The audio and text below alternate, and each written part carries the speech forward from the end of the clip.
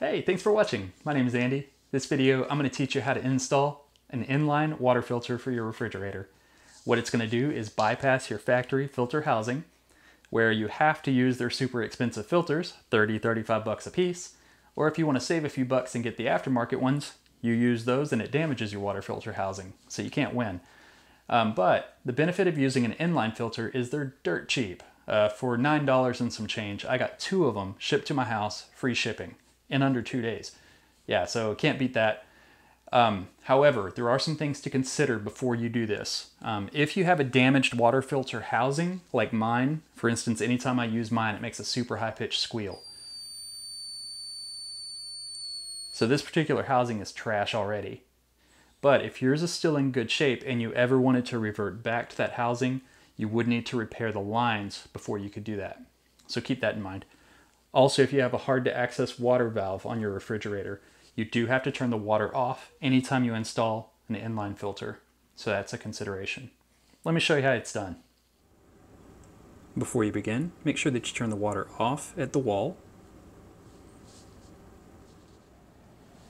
This piece behind your refrigerator is on the exact opposite side of the water filter housing inside your refrigerator. If yours is broken, as mine is, it doesn't really matter where you cut these lines because you won't be able to repair it later without replacing that housing. Just wanted to make you aware that these lines are integrated into that filter housing. So if you do cut the lines in your filter housing, if you ever want to revert back to it, leave yourself some slack here so you have something to make that repair on. First step after we've turned off the water is you make a 90-degree cut.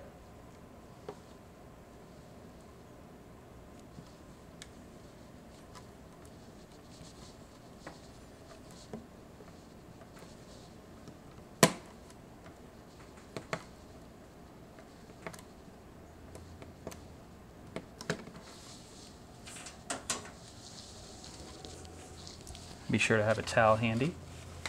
There will be just a little bit of residual water.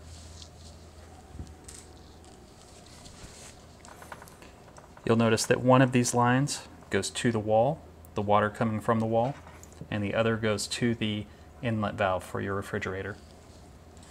How these filters work is they're called inline filters. So somewhere on this filter it'll say flow, and it'll have an arrow indicating which way the water is supposed to be flowing through this filter.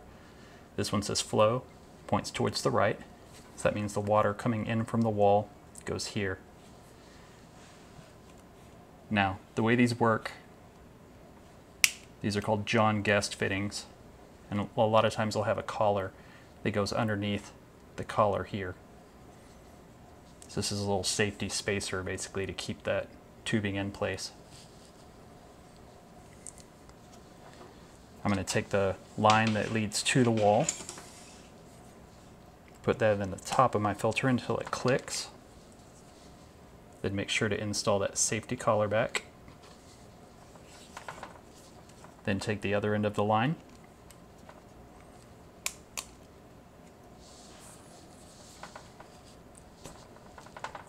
put that one in the bottom, and then replace that safety spacer. Give it a tug on each side. Now what I'm going to do is make sure that there's no kinks here or here. And I'm just going to tape this to the back side of my fridge. I'm going to write on here the date so that I can tell you guys how long these filters lasted for me. Tell you if it's a good deal or not. Here's a close-up of how these John Guest fittings work. They have a little collar you'll see that spins around underneath. Take your fingernail and pull out on that. You'll see that that pulls off. Looks like a horseshoe. Then there's a collar that you can push down with 2 fingernails. And once it's depressed fully, hold it down as you're pulling out. Then to reinstall, you make sure that you have a 90-degree cut here with no burrs on it. Push it all the way in, and then give it a tug outwards to make sure that it's still fully seated. Take that clip, put that underneath the collar until it holds in place. Once you've replaced your filter, you can turn your water back on and check for leaks. Well, there you go. I hope the information was helpful.